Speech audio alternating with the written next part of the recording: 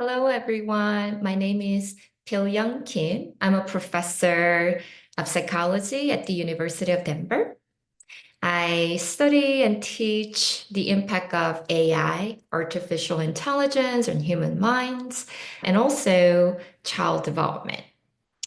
So today, I want to tell you about some understanding that I gained from scientific findings regarding the topic of whether AI can make our children to be more creative or not. So if you're parents or educators like me, I have two children and I'm also teaching students. And if you've been using generative AI, you might actually wondered that whether generative AI is actually really helping them to be more creative or actually hindering their creativity because it seems like when children might use generative AI, they might not actually put appropriate amount of effort to creating those work. And if you look at the statistics, it seems like the age that start really using generative AI for their work, like coming down.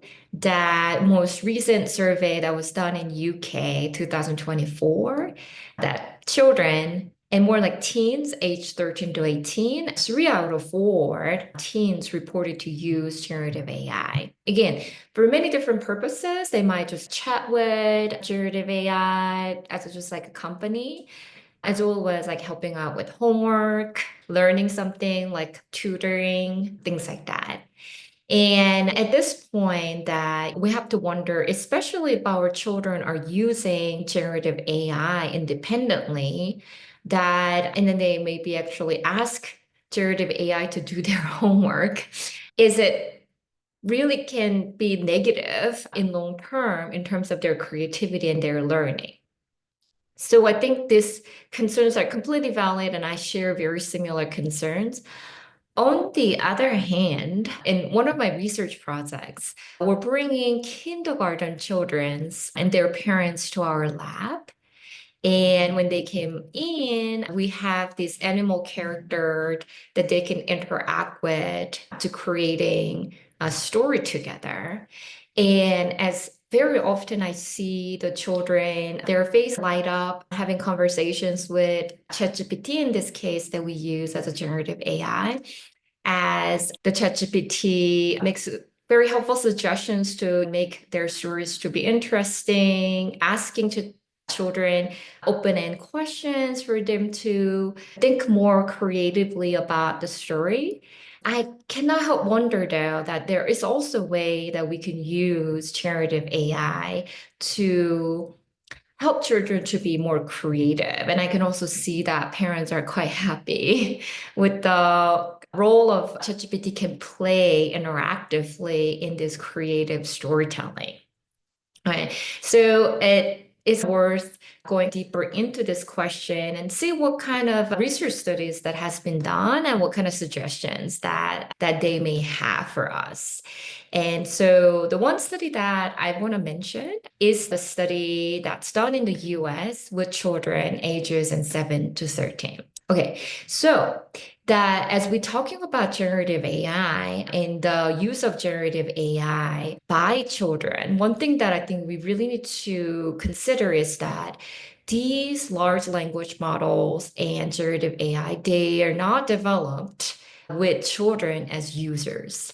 So, for example, OpenAI suggests that the children who are younger than age 13 should not really use it independently, and the children like ages 13 to 18 should use it with the parental guidance. But it is just that the models did not really develop to optimally interacting with children, meaning that the children has their own way of communicating. And these models were really not optimized for that type of communication. So that's one thing to remember. The other thing to remember here is that children have still developing abilities to communicate and also in their cognitive thinking and also how to manage their emotions. All right, so now it's going back to the findings of this study. So in this studies, that the researchers invited children at age between 7 and 13 and children thinking about the stories and images that they want to create. And children in this, they were very creative. And the children can use ChatGPT or Dalla to creating those stories or images together. And while some of the children got really excited of some of the outputs that they had, a lot of also children reported to feel very frustrated, especially, for example, the images that were created by generative AI really not really reflecting what they had in mind, right?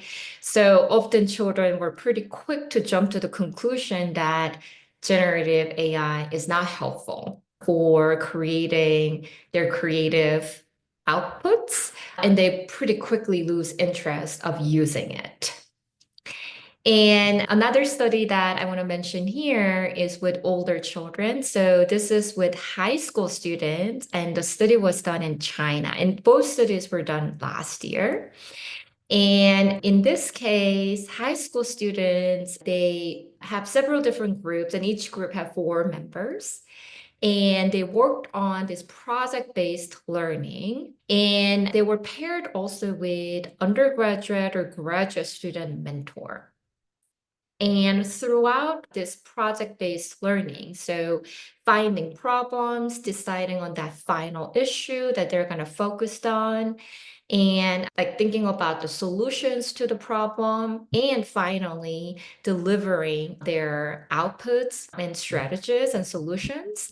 The students have access to use generative AI, either ChatGPT or what they call Gong 5, which was generative AI model that was developed by a Chinese university, Tsinghua University. And mentor was there throughout the process to help them and support them. And the quotes from the students and mentors were quite insightful that how the students perceive their interactions with a generative AI. And in this case, that I think the quotes from the one of the mentors really perfectly summarizing. So this mentor is sharing that initially the high school students, they just really struggled how to interact with generative AI. And of course, after a few attempts, they were quite frustrated. And so the mentor kind of intervened and then helped them kind of show them how to best ask questions that would actually lead to the kind of best answers from generative AI. And then once the students, high school students, start getting positive experience, that they're getting the helpful ideas and suggestions from the generative AI, they were then like pretty easily, quickly switch to believe everything that generative AI output. And so the mentor has to actually also show them that how to check accuracy of those informations, think a little bit more critically about those outputs. I think the findings from these 2 studies are very insightful, like children's at their ages ranging from like really the first or second grade of elementary school all the way to the high school developmental period, that the children can use generative AI, and we probably agree that they have to have experience with generative AI and know how to use it. It's going to be very important for them, important skill for them for their future, maximizing their quality of work.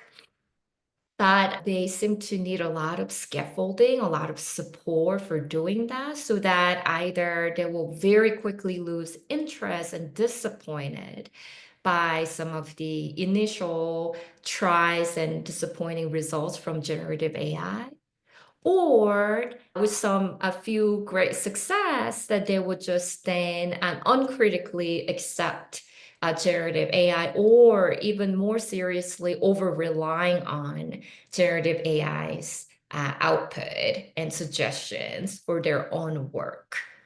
I think with the right guidance from parents and educators to monitoring their use, showing good examples, as well as encourage them to double check those outputs from generative AI and think critically about the outputs and accuracy, and also how to assigning kind of right credits to the work that they did versus the work that they did with the help of generative AI.